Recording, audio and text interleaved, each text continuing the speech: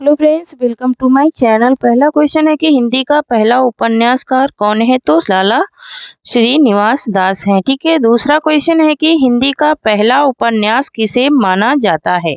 ठीक है। क्या परीक्षा गुरु या निसहाय हिंदू या फिर श्यामा स्वप्न या फिर धूर्त रसिक लाल को? तो यहाँ पर इसका राइट आंसर क्या हो जाएगा?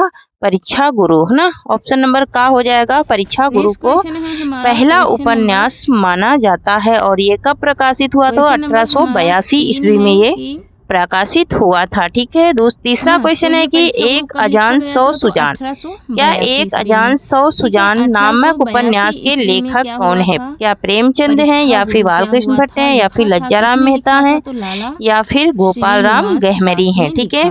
तो यहाँ पर इसका राइट आंसर क्या हो जाएगा? तो इसका राइट आंसर हो जाएगा बालकृष्ण भट्ट। क्या हो जाएगा? बालकृष्ण भट्ट हैं। और ये 1892 ईस्वी में क्या हुआ था? प्रकाशित हुआ था। क्या? 100 अजान एक सुजान। ठीक है। क्वेश्चन नंबर 4 है कि बालकृष्ण भट्ट के उपन्यासों का मूल स्वर क्या है? बालकृष्ण भट्ट के उपन्यासों का मूल स्वर क्या है? सुधारवादी और रहस्यवादी। ठीक है। क्वेश्चन नंबर 5 है कि जासूसी उपन्यासों का हिंदी में श्री गणेश करने का श्रेय किस उपन्यासकार को दिया जाता है? बाबू देवकी नंदन खत्री, गोपाल राम गहमरी या फिर इब्ने सफी को या फिर ओम प्रकाश शर्मा को? तो यहाँ पर इसका राइट आंसर हो जाएगा ऑप्शन नंबर खा, गोपाल राम गहमरी को श्रेय दिया जाता है। और इनका क्या है? और एक अजान श्रेय दिया जाता है किसके लिए? तो ये श्री गणेश करने वाले, मतलब कि उपन्यासों जासूसी उपन्यास की शुरुआत करने वाले थे। कौन? गोपाल राम गहमरी। गोपाल राम गहमरी क्या थे? जासूसी उपन्यास का सर्वप्रथम इन्होंने प्रयास किया था। क्वेश्चन नंबर 6 है कि राधा कृष्ण के प्रेम का चित्रण करने वाला उपन्यास श्यामा स्वप्न किसने लिखा? बालकृष्ण भट्ट, ठाकुर जगमोहन सिंह, गोपाल राम गहमरी या फिर लज्जाराम मेहता? इसका राइट आंसर क्या हो जाएगा? तो इसका राइट आंसर हमारा क्वेश्चन देखेंगे। क्वेश्चन नंबर 6 का राइट आंसर हो जाएगा हमारा क्या? तो 1800। और ये कब लिखा गया था? तो ये 1885 में लिखा गया था। ठीक है। कौन है? ठाकुर जगमोहन सिंह। उपन्यास रहस्य नामक निबंध के लेखक का नाम क्या है? उपन्यास रहस्य उपन्यास किसका है? प्रेमचंद का, महावीर प्रसाद द्विवेदी का, भारतेंदु का या फिर बालकृष्ण भट्ट का? ठीक है। तो ये क्या है?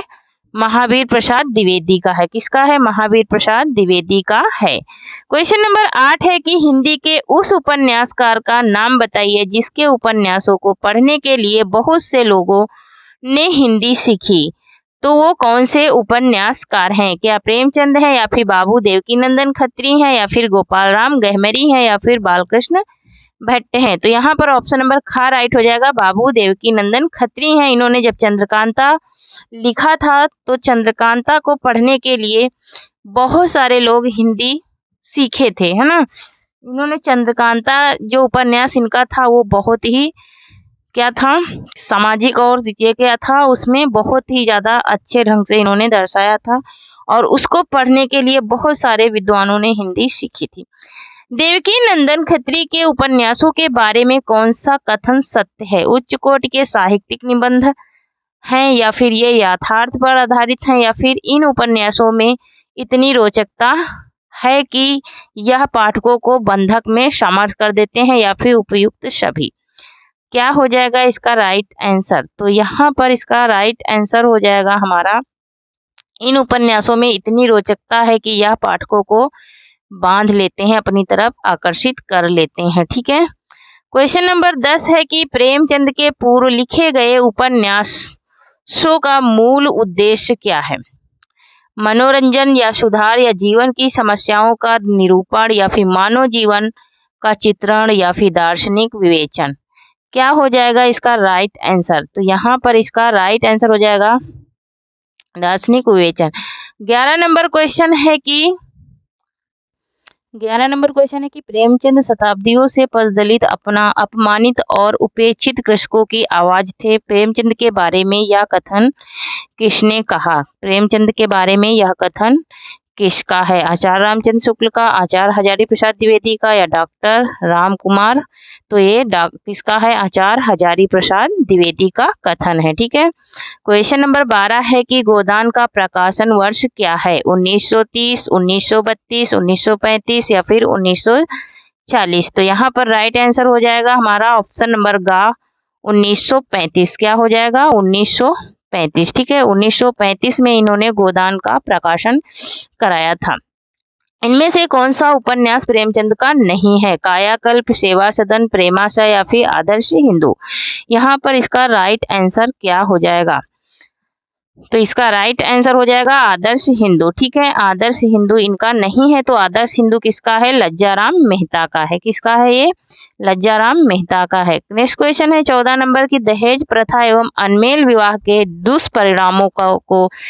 दुष्परिणामों को प्रेमचंद के किस उपन्यास में अभिव्यक्ति मिली है? गोदान में, गबन में या फिर कायाकल्प या फिर निर्मला में?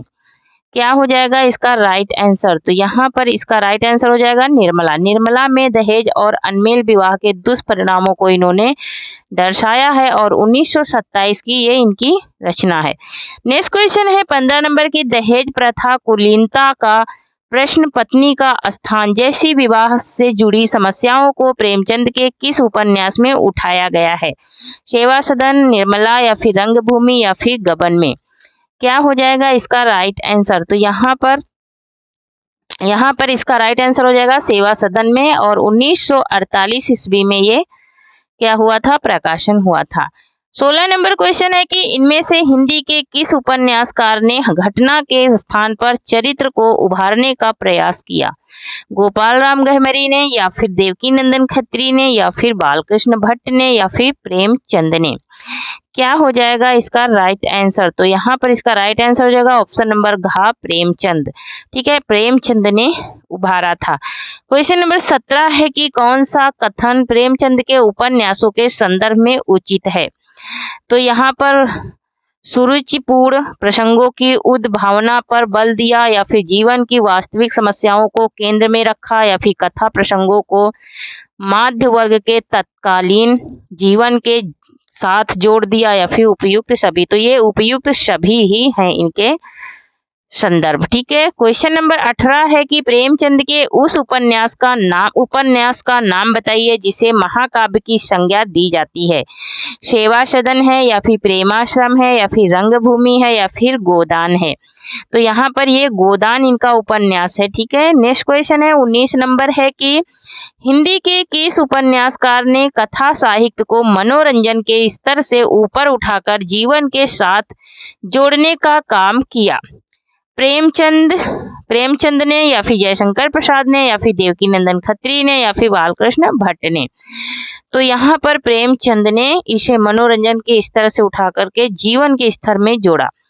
क्वेश्चन नंबर 20 है कि हिंदी के किस उपन्यासकार को आदर्शमुखी यथार्थवादी का चित्रण करने का श्रेय दिया जाता है? वृंदावन लाल वर्मा को या फिर भगवती चरण वर्मा को या फिर यशपाल को या फिर प्रेमचंद को? तो प्रेमचंद को दिया जाता है। किसको दिया जाता है? प्रेमचंद को दिया जाता है। क्वेश्चन नंबर 21 है कि स्त्रियों के आभूषण प्रेम के दुष्परिणाम प्रेमचंद के किस उपन्यास में दिखाए गए हैं? गोदान में, गबन में, रंगभूमि में या फिर सेवा सदन में? तो यहाँ पर इसका राइट आंसर क्या हो जाएगा? तो गबन में इन्हें दिखाया गया है दुष्परिणामों को। क्वेश्चन नंबर 22 है कि प्रसाद द्वारा रचित अधूरा उपन्यास कौन सा है? मोस्ट इंपॉर्टेंट ये क्वेश्चन है। कंकाल है, तितली है, इरावती है या फिर कोई नहीं? क्या हो जाएगा इसका राइट आंसर? तो इरावती जो इनका उपन्यास है ये अधूरा है। ठीक है। ये अधूरा इनका इरावती और प्रेमचंद का मंगलसूत्र। ठीक है। प्रेमचंद का मंगलसूत्र और इनका अधूरा ये 1961 में इन्होंने लिखा था। प्रेम के आदर्श स्वरूप की व्याख्या प्रसाद के किस उपन्यास में है? प्रेम के आदर्श स्वरूप की व्याख्या प्रसाद के किस उपन्यास में है? कंकाल में, तितली में, इरावती या फिर कोई नहीं? तो तितली में है। किस में है? इनके तितली उपन्यास में है। जयशंकर प्रसाद के तितली उपन्यास का प्रकाशन वर्ष क्या है? 1925 या फिर 1934 या फिर 1936 या फिर 1920? क्या हो जाएगा इसका राइट आंसर? तो यहाँ पर इसका राइट आंसर हो जाएगा 1934 ईस्वी है। क्वेश्चन नंबर 25 है कि किस उपन्यास में अंतर जाति विवाह की समस्या को कथा वस्तु का आधार बनाया गया? माँ में, भिखरणी में, या फिर आत्मदाह, या फिर इनमें से किसी में भी नहीं। ठीक है, तो यहाँ पर इसका राइट आंसर हो जाएगा भिखरणी। भिखरणी में बनाया गया है। ठीक है, और 1929 की ये क्या है? रचना है। कौन? भिखरणी, है ना। जाति विवाह और जाति विवाह की समस्या को कथा वस्तु का आधार इस उपन्यास में बनाया गया। ठीक है, कब बनाया गया? तो 1929 में। क्वेश्चन नंबर 26 है कि वैशाली की नगर वधू उपन्यास के लेखक हैं गुरुदत्त, या फिर विशंभरनाथ शर्मा कौशिक, या फिर प्रेमचंद, या फिर आचार्य चतुर्सेन। क्या हो जाएगा इसका राइट आंसर? तो यहाँ पर इसका राइट आंसर हो जाएगा आचार्य चतुर्सेन शास्त्री हैं। कौन है? आचार्य चतुर्सेन शास्त्री हैं वैशाली की नगर वधू। ठीक है, और ये 1948 ईस्वी में क्या हुआ था? इसका प्रकाशन हुआ था। और मैं इसमें उपन्यास पर थ्योरी वीडियो डाली हूँ, आप लोग जा करके उसमें देख लेना। ठीक है, 27 नंबर क्वेश्चन है कि चंद हसीनों के खातूत नामक उपन्यास की रचना किसने की? प्रताप नारायण श्रीवास्तव ने, या फिर इलाचंद जोशी, या चतुर्सेन शास्त्री, या फिर बेचैन शर्मा उग्र ने किया। तो यहाँ पर इसका राइट आंसर क्या हो जाएगा? तो इसका राइट आंसर हो जाएगा बेचैन शर्मा उग्र ने। इनका पूरा नाम क्या है? पांडे बेचैन शर्मा उग्र। क्या नाम है? पांडे बेचैन शर्मा उग्र। 1927 की रचना है। किसकी है? 1927 की रचना है चंद हसीनों के खातूत। क्वेश्चन नंबर 22 है कि वैश्या वर्ग को अपने उपन्यासों की कथा वस्तु का आधार बनाने वाला हिंदी का उपन्यासकार कौन है?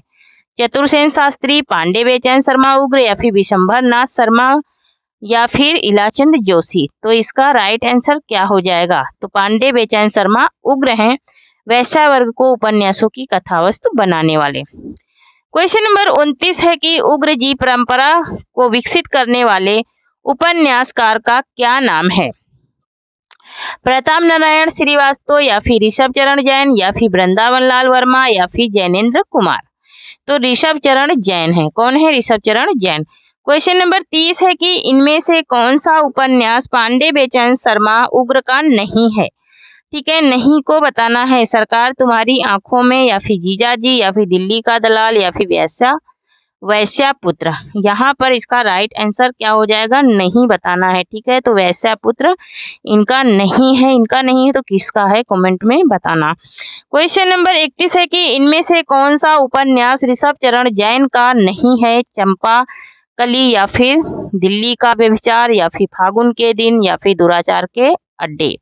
तो यहाँ पर क्या हो जाएगा? यहाँ फागुन के दिन 4 ये किसका है? ये उग्र का है। ये किसका है? तो ये पांडे बेचैन शर्मा उग्र की ये रचना है। 1960 इसका क्या है? प्रकाशन वर्ष है। क्वेश्चन नंबर 32 है कि वृंदावन लाल वर्मा को आप किस वर्ग में रखेंगे? ऐतिहासिक उपन्यासकार के रूप में, या सामाजिक उपन्यासकार के रूप में, या फिर प्रेम एवं रोमांचकारी उपन्यासकार के रूप में, या फिर जयसूसी उपन्यासकार के रूप में। क्या हो जाएगा इसका राइट आंसर? तो ये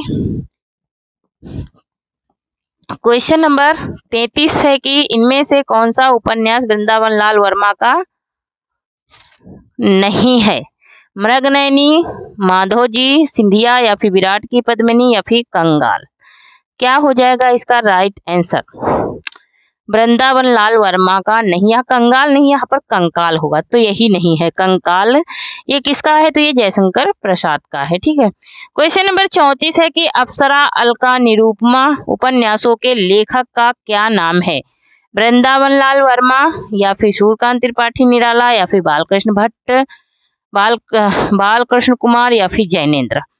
क्या हो जाएगा इसका राइट आंसर? तो ये सूर्यकांत त्रिपाठी निराला है। ठीक है, क्वेश्चन नंबर 35 है कि प्रेमचंद युगीन उपन्यासों के विषय में कौन सा कथन सत्य है? विषय वैविध्य एवं शिल्पगत नवीनता, या फिर ख नंबर है कि सामाजिक समस्याओं का चित्रण, या फिर ग नंबर है कि चरित्र चित्रण पर आधारित बल, या फिर उपयुक्त सभी। तो उपयुक्त सभी ही हैं किसके? प्रेमचंद युगीन के। क्वेश्चन नंबर 36 है कि प्रेमचंद के किस उपन्यास में हरिजन समस्या का चित्रण है? सेवा सदन, कर्मभूमि, रंगभूमि, या फिर गोदान में। क्या हो जाएगा इसका राइट आंसर? तो यहाँ पर इसका हरिजन समस्या का कर्म भूमि में है ना, हरिजन मतलब कि जो अनुसूचित जात के लोग हैं। प्रेमचंद के किस उपन्यास को ग्रामीण जीवन एवं कृषि संस्कृति का महाकाव्य कहा गया है? सेवा सदन को, या फिर रंगभूमि को, या फिर कर्म भूमि को, या फिर गोदान को? क्या हो जाएगा इसका राइट आंसर? तो इसका राइट आंसर हो जाएगा गोदान। गोदान को यहाँ पर ग्रामीण जीवन से लेकर के लिखा था। चौगाने हस्ती नामक उर्दू उपन्यास को प्रेमचंद ने हिंदी में किस नाम से लिखा? रंगभूमि, या फिर कर्मभूमि, या फिर गबन, या फिर प्रेमाश्रम? तो यहाँ पर इसका राइट आंसर क्या हो जाएगा? चौगाने हस्ती, ये रंगभूमि, हिंदी में इसका नाम है रंगभूमि और उर्दू में चौगाने हस्ती। ठीक है। क्वेश्चन नंबर 39 है कि इनमें से कौन मनोविश्लेषणवादी उपन्यासकार हैं? जैनेन्द्र हैं, या फिर वृंदावन लाल वर्मा हैं, या फिर हरीश्वरनाथ रेणु है, या फिर जयशंकर प्रसाद हैं? तो यहाँ पर जैनेन्द्र हैं मनोविश्लेषणवादी उपन्यासकार। ठीक है। 40 नंबर क्वेश्चन है कि इनमें से आंचलिक उपन्यासकार कौन है? इलाचंद जोशी, हिमांशु जोशी, या फिर हरीश्वरनाथ रेणु, या फिर अमृत राय? क्या हो जाएगा इसका राइट आंसर? तो हरीश्वरनाथ रेणु है। कौन है? हरीश्वरनाथ रेणु है। ठीक है। नेक्स्ट क्वेश्चन है 41 नंबर की, सुनीता और त्यागपत उपन्यासों के लेखक का नाम बताइए। इलाचंद जोशी, जैनेन्द्र, देवराज, या फिर अज्ञेय? क्या हो जाएगा इसका राइट आंसर? तो यहाँ पर इसका राइट आंसर हो जाएगा हमारा ऑप्शन नंबर खा, जैनेन्द्र। ये जैनेन्द्र के क्या हैं? उपन्यास हैं। ठीक है। क्वेश्चन नंबर 42 है कि इनमें से कौन सा उपन्यास अज्ञेय का नहीं है? सुहाग के निपुर, शेखर एक जीवनी, या फिर अपने अपने अजनबी, या फिर नदी के द्वीप? तो यहाँ पर इसका राइट आंसर क्या हो जाएगा? तो यहाँ पर सुहाग के निपुर इनका नहीं है। तो ये किसका है? तो ये अमृतलाल नागर का है। किसका है? ये अमृतलाल नागर का है। ठीक है। क्वेश्चन नंबर 43 है कि इनमें से कौन सा उपन्यास जैनेन्द्र का नहीं है? सुखदा, सुनीता, त्यागपत, या फिर प्रेत और छाया? तो यहाँ पर इसका राइट आंसर क्या हो जाएगा? कौन सा उपन्यास? तो प्रेत और छाया इनका नहीं है। तो ये किसका है? और कमेंट में इसका आंसर बताना। ठीक है। क्वेश्चन नंबर 44 है कि इनमें से कौन सा उपन्यास इलाचंद जोशी का नहीं है? जहाज का पंछी, पर्दे की रानी, व्यतीत, या फिर ऋतु चक्र? क्या हो जाएगा इसका राइट आंसर? तो यहाँ पर 44 का राइट आंसर हो जाएगा हमारा व्यतीत। ठीक है। व्यतीत इनका नहीं है। ठीक है। ये 1953 की रचना है। ठीक है। 45 नंबर क्वेश्चन है कि निम्नलिखित उपन्यासकारों में से कौन सा उपन्यासकार मार्क्सवाद से प्रभावित नहीं है? यशपाल, या फिर राहुल शंकरत्यायन, या फिर जैनेन्द्र, या फिर अमृतलाल नागर? क्या हो जाएगा इसका राइट आंसर? तो जैनेन्द्र ये जो है ये मार्क्सवाद से प्रभावित नहीं है। झूठा सच उपन्यास के लेखक का नाम बताइए। प्रेमचंद, या फिर भगवती चरण वर्मा, या फिर यशपाल, या फिर अमृतलाल नागर? क्या हो जाएगा इसका राइट आंसर? तो यहाँ पर इसका राइट आंसर हो जाएगा हमारा ऑप्शन नंबर ग हो जाएगा, यशपाल। और ये झूठा सच हमारा देश विभाजन को लेकर के लिखा गया उपन्यास है। सूरदास की जीवनी पर आधारित उपन्यास किसने लिखा? भगवती चरण वर्मा, यशपाल, अमृत राय, या फिर अमृत नागर? तो अमृत नागर ने लिखा था। और किस उपन्यास के नाम से लिखा था? तो इन्होंने खंजन नयन, किसके नाम से? खंजन नयन के नाम से इनके जीवन पर आधारित उपन्यास लिखा था। किसके? सूरदास के। किसने लिखा था? अमृतलाल नागर ने। क्वेश्चन नंबर 48 है कि तुलसीदास की जीवनी पर आधारित उपन्यास का क्या नाम है? खंजन नयन, मानस का हंस, झूठा सच, या फिर परिकथा? तो यहाँ पर ऑप्शन नंबर खा राइट हो जाएगा, मानस का हंस। और किसने लिखा था? तो अमृतलाल नागर ने लिखा था। क्वेश्चन नंबर 49 है कि इनमें से कौन सा कथन आंचलिक उपन्यास के लिए सत्य है? का नंबर है कि इनमें किसी विशेष अंचल का चित्रण होता है। खा नंबर है कि अंचल विशेष के रीति रिवाजों का रहन सहन मिले उत्सव चरित्रित होते हैं, या फिर आंचलिक भाषा प्रस्तुत शब्दावली, मुहावरे आदि होते हैं या उपयुक्त शब्द, तो ये उपयुक्त सभी ही सही हैं। क्या है? उपयुक्त सभी सही हैं। क्वेश्चन नंबर 50 है कि इनमें से आंचलिक उपन्यासकार कौन है? फरीसानाथ रेणु या फिर अमृतलाल नागर, अमृत राय या फिर महेंद्र भल्ला या फिर यशपाल। आंचलिक बताना, आंचलिक जो गांव को लेकर के लिखते हैं तो फरीसानाथ रेणु हैं और ये बिहार के रहने वाले थे। ठीक है, ये बिहार के थे, बिहार के छपरा जिले के ये थे। कौन? फरीसानाथ रेणु। ठीक है। क्वेश्चन नंबर 51 है कि सुमित्रानंदन पंत के पल्लों का प्रकाशन वर्ष है 1928, 1930, 1932, 1954, 1934। तो क्या है इनका? 1928 है। इनका प्रकाशन वर्ष क्या है? 1928 है। क्वेश्चन नंबर 52 है कि तार सप्तक में कौन सा कवि शामिल नहीं है? भारत भूषण अग्रवाल, मुक्तिबोध, नेमीचंद जैन या फिर रघुवीर सहाय। क्या हो जाएगा इसका राइट आंसर? तार सप्तक का मतलब कि पहला सप्तक। ठीक है, पहले सप्तक में कौन शामिल नहीं है? तो रघुवीर सहाय। ये किसमें है? तो ये दूसरे सप्तक में है, नहीं सॉरी तीसरे सप्तक में है। 53 नंबर क्वेश्चन है कि आधुनिक काल में जीवनी लेखन का प्रारंभ हुआ द्विवेदी युग में, छायावादी युग में या फिर भारतेंदु युग में या फिर कोई नहीं। क्या हो जाएगा इसका राइट आंसर? तो यहाँ पर इसका राइट आंसर हो जाएगा हमारा भारतेंदु युग। क्या हो जाएगा? भारतेंदु युग। 54 नंबर क्वेश्चन है कि नाविक शब्द का संधि विच्छेद क्या होगा? नौधन इक, नौधन इक या फिर नावधन इक या फिर नाधन आविक। ठीक है, तो यहाँ पर इसका राइट आंसर क्या हो जाएगा? तो नौधन इक। ठीक है, क्या हो जाएगा? नौधन इक, नौधन इक हो जाएगा। 55 नंबर क्वेश्चन है कि बदचलन बीबियों का द्वीप के कहानीकार हैं। बदचलन बीबियों के का द्वीप के कहानीकार हैं कृष्णा बलदेव वैद या फिर हिमांशु जोशी या फिर महीप सिंह या फिर सानी। क्या हो जाएगा इसका राइट आंसर? तो यहाँ पर इसका राइट आंसर हो जाएगा क्या? कृष्ण बलदेव वैद, कृष्ण बलदेव वैद है। ठीक है। नेक्स्ट क्वेश्चन है 56 नंबर की कौन सा शब्द तत्सम है? कौन सा शब्द तत्सम है? सूरज, सावन, रुक्ष या फिर बिंदु। तो तत्सम बताना है, तो यहाँ पर तत्सम कौन सा है? तो रुक्ष है। क्या है? रुक्ष है। ठीक है। क्वेश्चन नंबर 57 है कि अज्ञेय किस प्रकार के उपन्यासकार हैं? मनोवैज्ञानिक, मार्क्सवादी, सामाजिक या फिर प्रकृतिवादी। क्या हो जाएगा इसका राइट आंसर? इसका राइट आंसर हो जाएगा मनोवैज्ञानिक। ये मनोवैज्ञानिक उपन्यासकार हैं। 58 नंबर क्वेश्चन है कि कौन सी रचना विद्यापति की नहीं है? कीर्ति पताका, कीर्तिलता या फिर पदावली या फिर गीत गोविंद। क्या हो जाएगा इसका राइट आंसर? तो इसका राइट आंसर हो जाएगा गीत गोविंद। गीत गोविंद नहीं है। जब सिंह तलवार लेकर उतरा तो गीदड़ भाग गए, इस वाक्य में कौन सी शब्द शक्ति है? अविधा, लक्षणा, व्यंजना या फिर इनमें से कोई नहीं। तो यहाँ पर इसका राइट आंसर क्या हो जाएगा? तो इसका राइट आंसर हो जाएगा लक्षणा, है ना? लक्षणा हो जाएगा क्योंकि यहाँ पर तलवार का लक्षण बताया जा रहा है और गीदड़ के भागने की बात कही जा रही है ना, वो डर करके क्या हो रहा है? भाग रहा है, इसलिए इसमें लक्षणा शब्द शक्ति हो जाएगी, है ना। तो यहाँ पर किसका? गीदड़ का लक्षण बताया जा रहा है, किसके लिए? तलवार लेकर उतरने के लिए। ठीक है। नेक्स्ट क्वेश्चन है 60 नंबर क्वेश्चन है कि आचार्य रामचंद्र शुक्ल किस संप्रदाय के समर्थक थे? अलंकार, ध्वनि या फिर रस या फिर वक्रोक्ति। क्या हो जाएगा इसका राइट आंसर? तो यहाँ पर इसका राइट आंसर हो जाएगा रस।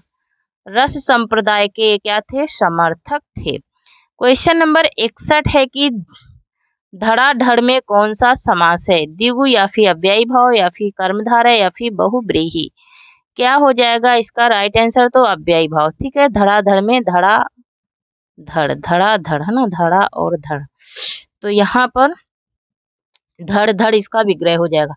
धनंजय के अनुसार रूपक के किस भेद में एक से अधिक अंक होते हैं? भाण में या फिर वियोग में या फिर अंक में या फिर डिम में। क्या हो जाएगा इसका राइट आंसर? धनंजय के अनुसार बताना है, तो यहाँ पर धनंजय के अनुसार डिम में होते हैं एक से अधिक अंक, है ना, इसमें एक से अधिक अंक किसमें? रूपक में। क्वेश्चन नंबर रूपक में होते हैं एक से अधिक अंक, है ना। किसके अनुसार? धनंजय के अनुसार। ऑप्शन नंबर डी इसका क्या हो जाएगा? राइट आंसर हो जाएगा। क्वेश्चन नंबर 63 है कि सात्विक वृत्ति की उत्पत्ति किस वेद में हुई है? किस वेद में हुई है? ऋग्वेद में, सामवेद में, यजुर्वेद में या फिर अथर्ववेद में? क्या हो जाएगा इसका राइट आंसर? तो यजुर्वेद में। किस में हुई है? यजुर्वेद में हुई है। क्वेश्चन नंबर 64 है कि किराता जूनियम के प्रत्येक सर्ग का अंतिम पद क्या है? लक्ष्मी है, शिव है या फिर श्री है या फिर पार्वती है? किराता जूनियम का अर्थ क्या है? प्रत्येक सर्ग का अंतिम पद लक्ष्मी है और प्रथम क्या है? तो श्री है। प्रथम श्री है और अंतिम क्या है? लक्ष्मी है। ठीक है, अंतिम इसका जो प्रत्येक सर्ग का अंतिम शब्द रहता है वो लक्ष्मी और प्रथम श्री।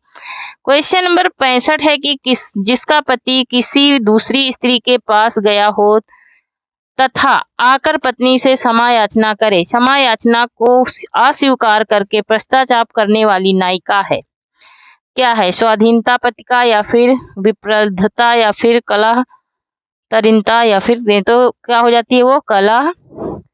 कलह तरिता हो जाती है। उसे क्या बोलते हैं? कलह तरिता बोलते हैं। ऑप्शन नंबर सी इसका राइट आंसर हो जाएगा। कलह तरिता क्या बोलते हैं? कलह तरिता बोलते हैं। क्वेश्चन नंबर यहाँ पर 66 है कि मुस्लिम शासकों के समय भारत में न्यायालयों की भाषा कौन थी? उर्दू थी, संस्कृत थी, अरबी थी या फिर फारसी थी? क्या हो जाएगा इसका राइट आंसर? तो यहाँ पर इसका राइट आंसर हो जाएगा फारसी।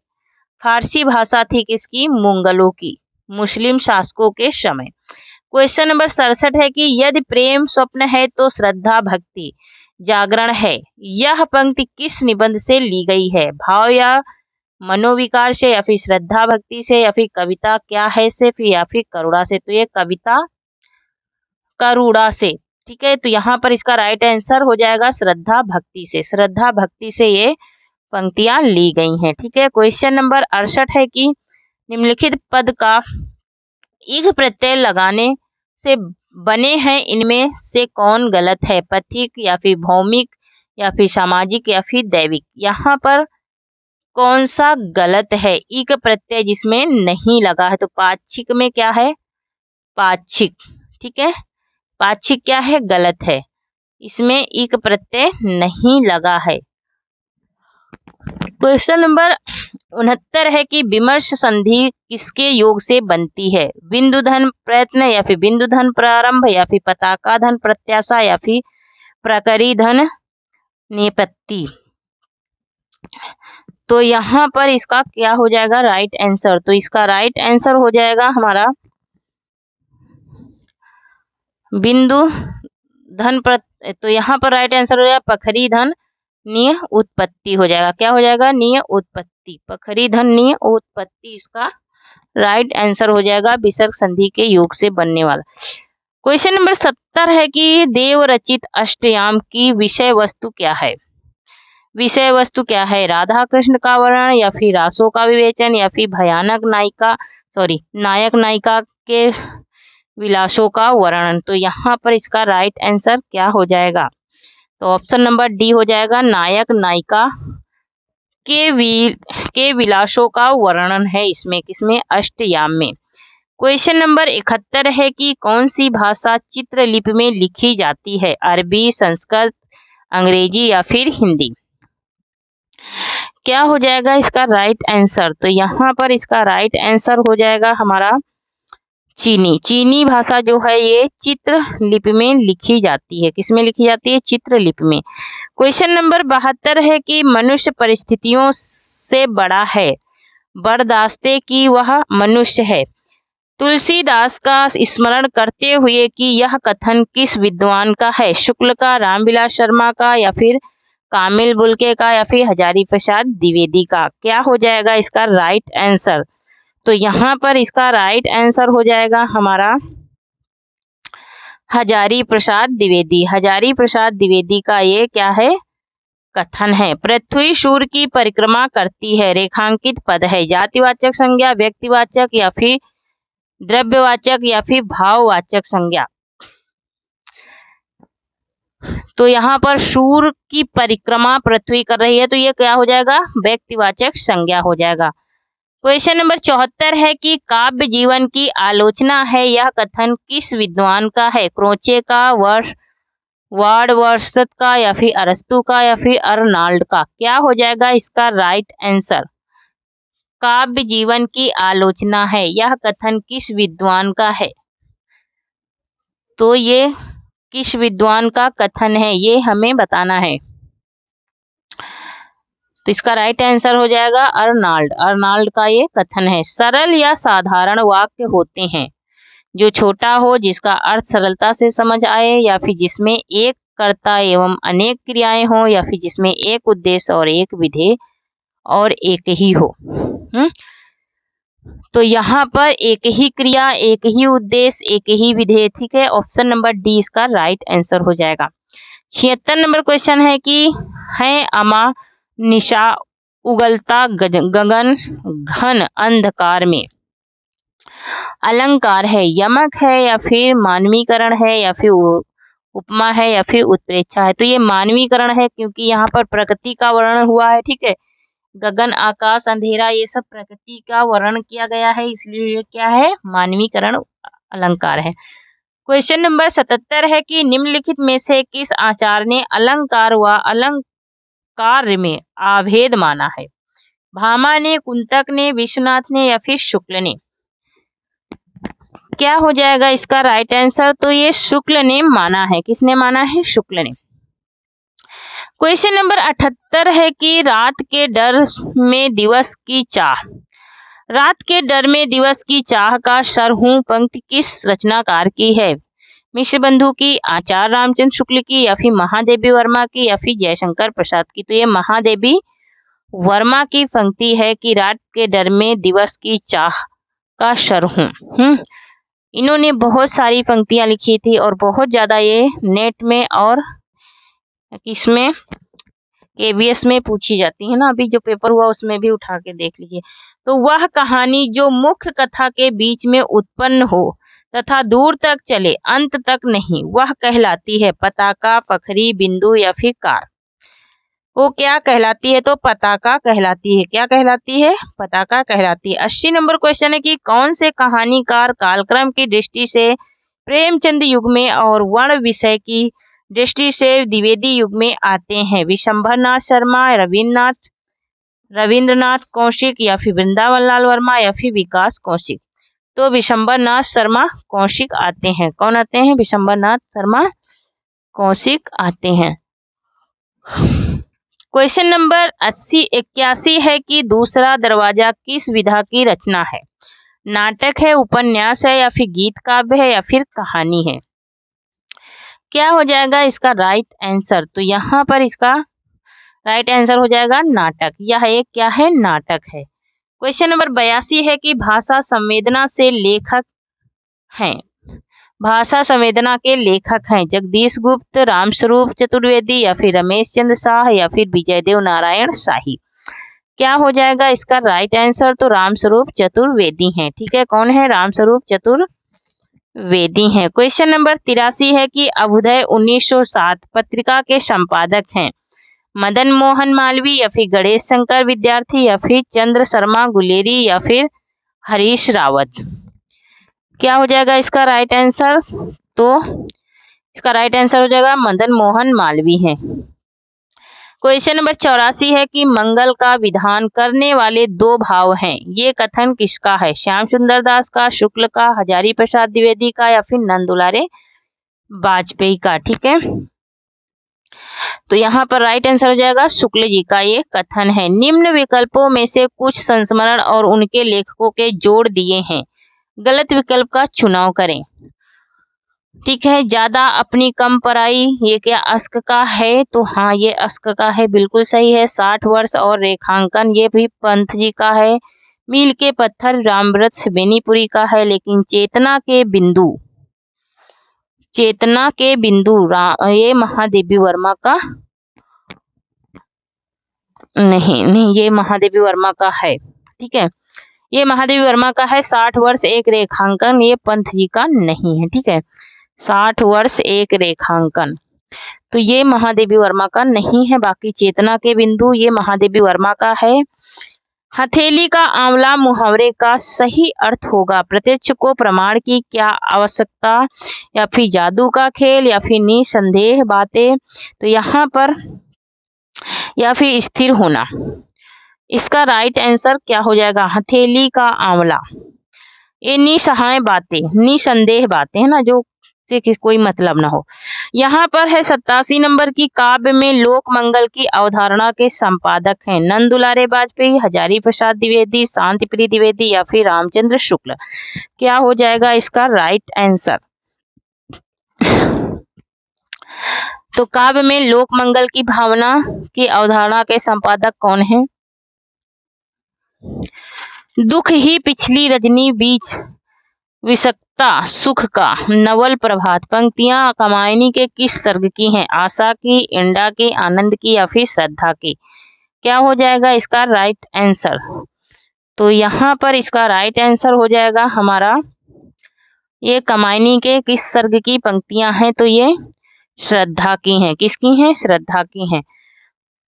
क्वेश्चन नंबर 89 है कि कामायनी एक असफल कृति है, कथन किसका है? नागेंद्र का है, नरेंद्र शर्मा का है, या फिर इंद्रनाथ मदन का है? तो ये इंद्रनाथ मदन का कथन है। ठीक है, इंद्रनाथ मदन ने कहा था कि कामायनी एक असफल क्या है? कृति है। मोस्ट इंपोर्टेंट है।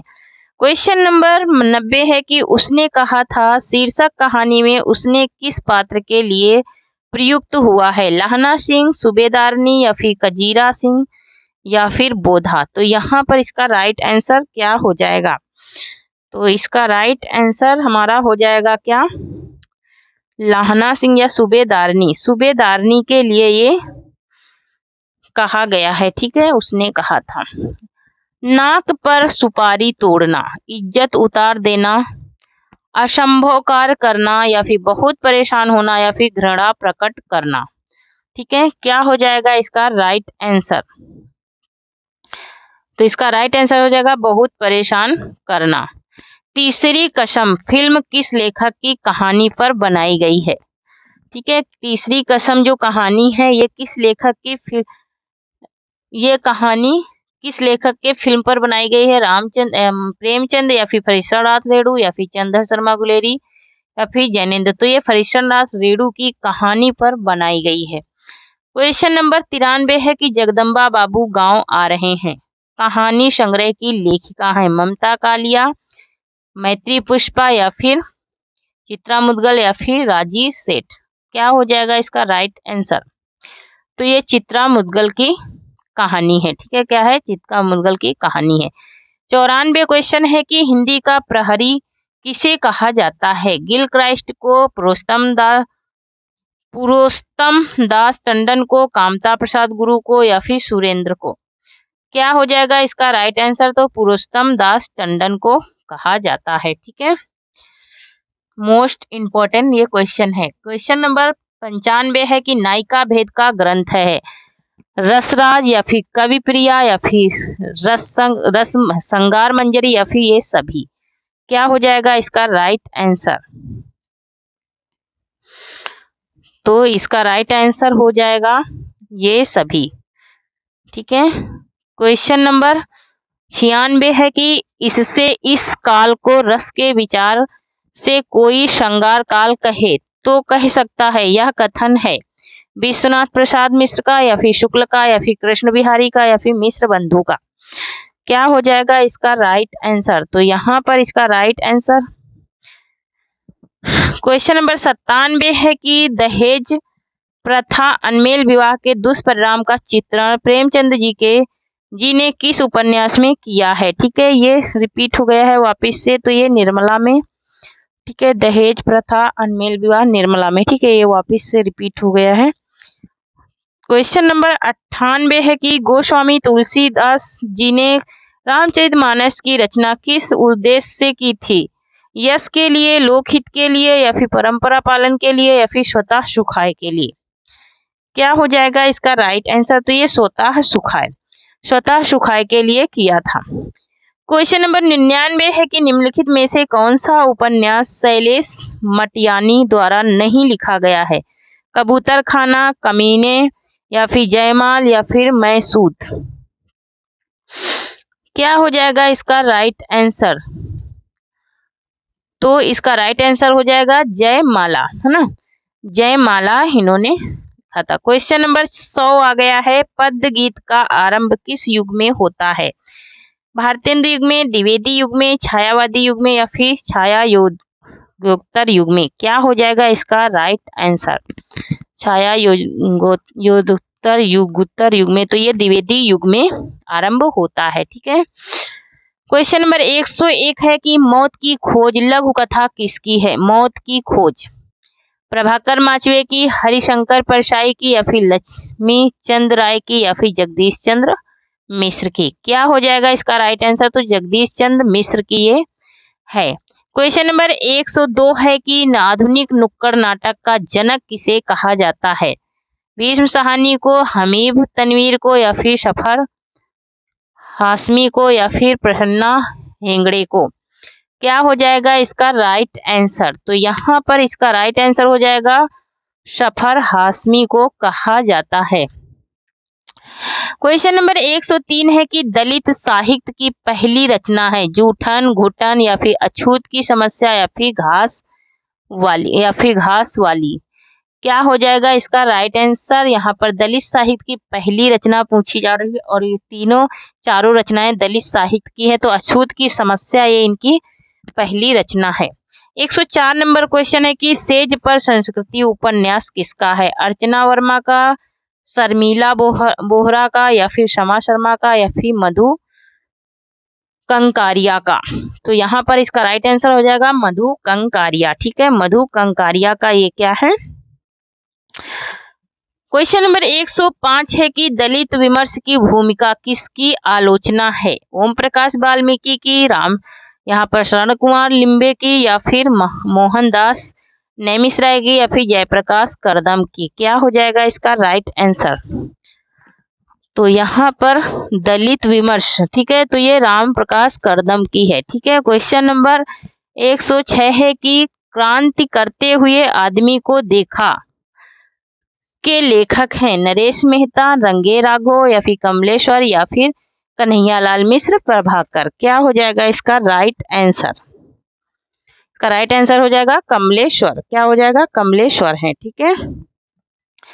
नेक्स्ट है कि 107 नंबर है कि स्मृतियों का शुक्ल पक्ष किसका संस्मरण है? विश्व प्रभाकर का, डॉक्टर रामकमल राय का, या फिर डॉक्टर नागेंद्र का, या फिर कृष्णा शोभती का? क्या हो जाएगा इसका राइट आंसर? तो डॉक्टर राजकमल राय का है। किसका है? डॉक्टर रामकमल राय का है। 108 नंबर क्वेश्चन है कि हजारी प्रसाद द्विवेदी की आलोचनात्मक रचना नहीं है? हिंदी साहित्य, कालिदास की ललित योजना, या फिर आधुनिक हिंदी साहित्य, या फिर मध्यकाल? तो आधुनिक हिंदी साहित्य इनका नहीं है, इन्होंने हिंदी साहित्य की भूमिका लिखा था। क्वेश्चन नंबर 109 है कि बाघ नामक प्रसिद्ध कविता किसने लिखी? भगवती चरण वर्मा, केदारनाथ अग्रवाल, नागार्जुन, या फिर केदारनाथ सिंह ने? क्या हो जाएगा इसका राइट आंसर? तो यहाँ पर इसका राइट आंसर हो जाएगा केदारनाथ सिंह। ठीक है, केदारनाथ सिंह ने बाघ नामक प्रसिद्ध कविता लिखी थी। ठीक है। क्वेश्चन नंबर 110 है कि नाखून क्यों बढ़ते हैं में नाखून का बढ़ना प्रतीक है? पशुता का, या फिर आधुनिकरण का, या फिर सुंदर दिखने का, या फिर इनमें से कुछ नहीं? तो यहाँ पर ऑप्शन नंबर ए राइट हो जाएगा, ये पशुता की निशानी है ना। और ये हजारी प्रसाद द्विवेदी का क्या है? निबंध है। हजारी प्रसाद द्विवेदी का ये निबंध है, नाखून क्यों बढ़ते हैं। ठीक है। क्वेश्चन नंबर 111 है कि प्रयोगवादी कविता में युग से उत्पन्न अनास्था, शंका, घुटन, कुंठा और भाग नशा में से एक नए पथ के अन्वेषण की व्याकुल भावना दिखती है। यह कथन किसका है? डॉक्टर नागेंद्र का, तो ये रामविलास शर्मा का है। किसका है? ये रामविलास शर्मा का कथन है। 112 नंबर क्वेश्चन है कि कविता उत्कृष्ट शब्दों का उत्कृष्ट क्रम है। यह कथन किसका है? रामविलास शर्मा का, रामस्वरूप चतुर्वेदी का, प्रभाकर माचवे का, या फिर दीनबंधु का? क्या हो जाएगा इसका राइट आंसर? तो यहाँ पर रामस्वरूप चतुर्वेदी का ये क्या है, कथन है। ठीक है। क्वेश्चन नंबर 113 है कि महिम भट्ट द्वारा प्रतिपादित सिद्धांत है अनुमानवाद या फिर तात्पर्यवाद या फिर लक्षणवाद या फिर अभिव्यंजनावाद। क्या हो जाएगा इसका राइट आंसर, तो ये अनुमानवाद हो जाएगा। इसका क्या हो जाएगा, अनुमानवाद हो जाएगा। 113 का right answer option number A. 114 है कि काव्य सबसे पहले शब्द है और सबसे बाद में भी यही बात बच जाती है कि काव्य शब्द है या कथन किसका है, मुक्तिबोध का, नंदुलारे वाजपेयी का, अज्ञेय का या फिर रामविलास शर्मा का। तो ये अज्ञेय का कथन है। ठीक है। क्वेश्चन नंबर 115 है कि अंधेरे में कविता विषय में किसने कहा कि यह अस्मिता की खोज है, रामविलास शर्मा, नामवर सिंह ने, प्रभाकर माचवे या फिर इंद्रनाथ मदान ने। तो यहाँ पर इसका राइट आंसर हो जाएगा हमारा ऑप्शन नंबर बी हो जाएगा। नामवर सिंह ने कहा था कि ये अस्मिता की खोज है। क्या, किस कविता में युद्ध को लेकर राम के मन में उठते हुए द्वंद्व का चित्रण किया गया है, राम के प्रति पंचवटी या फिर संशय की एक रात या फिर विजय लक्ष्मी में। क्या हो जाएगा, तो संशय की एक रात में। किसमें किया गया है, संशय की एक रात में। क्वेश्चन नंबर 117 है कि मैं जा रही हूँ उसने कहा, जाओ मैंने उत्तर दिया, यह जानते हुए कि जाना हिंदी की सबसे खौफनाक क्रिया है।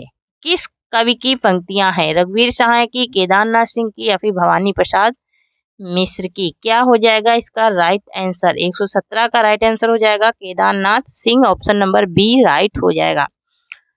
ऑप्शन नंबर बी क्या हो जाएगा, राइट हो जाएगा। ये केदारनाथ सिंह की क्या है, पंक्तियां हैं। क्वेश्चन नंबर 118 है कि गुरु शब्द के किस विभक्ति का रूप है, पंचमी, तृतीया, द्वितीया या फिर चतुर्थी। तो यहाँ पर 118 का राइट आंसर क्या हो जाएगा, पंचमी। ठीक है, ये पंचमी विभक्ति का क्या है, रूप है। कर्मवाच्य और भाववाच्य में कर्ता में कौन सी विभक्ति होती है, प्रथमा, द्वितीया या फिर तृतीया या फिर चतुर्थी। तो यहाँ पर तृतीया विभक्ति होती है। ठीक है। क्वेश्चन नंबर 120 है कि ब्रजश्रावा के बहाने किसकी रचना है, प्रभाकर माचवे, कुंवर नारायण या फिर भारत भूषण अग्रवाल या फिर रघुवीर सहाय। तो ये कुंवर नारायण की रचना है ब्रजश्रावा के बहाने। क्वेश्चन नंबर 121 है कि दीदार शब्द किस भाषा का शब्द है, अरबी, फारसी, हिंदी या फिर तुर्की। क्या हो जाएगा इसका राइट आंसर, तो ये फारसी भाषा का शब्द है, क्या, दीदार। ठीक है, दीदार फारसी भाषा का शब्द है। क्वेश्चन नंबर 122 है कि अधिकार विशेषण की दृष्टि से किस अवस्था का है, मूलावस्था का, उत्तरावस्था का या फिर उत्तमावस्था का या फिर अन्य भेद का। तो ये किसका है, क्या हो जाएगा इसका राइट आंसर, तो यहाँ पर इसका राइट आंसर हो जाएगा हमारा अधिकार। ठीक है, अधिकार किसका है, तो उत्तमावस्था का है। किसका है, उत्तमावस्था का है। ठीक है, इसमें तम बस एक ही चीज याद रखना, उसमें अवस्था इसमें तम। तो यहाँ पर है 123 नंबर क्वेश्चन कि मोहन बाजार जा रहा है, इस वाक्य में उद्देश्य क्या है, मोहन है खरीदारी, घूमना या फिर बाजार। तो मोहन बाजार जा रहा है एक सरल वाक्य है, इसमें एक कर्ता है, एक क्रिया है और एक कर्म है। तो ये मोहन क्या हो जाएगा, उद्देश्य हो जाएगा। जो कर्ता होता है उसी को उद्देश्य बोलते हैं और जो क्रिया रहती है वो वाक्य बाकी का विधेय होता है। वाम कविता के प्रवर्तक हैं परमानंद श्रीवास्तव, वीरेंद्र जैन या फिर श्यामा परमार या फिर राम वचन राय। क्या हो जाएगा इसका राइट आंसर, तो परमानंद श्रीवास्तव है। कौन है, परमानंद श्रीवास्तव है। क्वेश्चन नंबर 125 है, आज का लास्ट क्वेश्चन है कि गर्म हवाएं किसकी रचना है, केदारनाथ सिंह की, सर्वेश्वर दयाल सक्सेना की, नरेश मेहता की या फिर धर्मवीर भारती की। क्या हो जाएगा इसका राइट आंसर, तो यहाँ पर इसका राइट आंसर हो जाएगा सर्वेश्वर दयाल सक्सेना की पंक्तियां हैं। तो थैंक यू फ्रेंड्स, आज के लिए इतना ही। कैसा लगा आप लोगों को ये सेशन?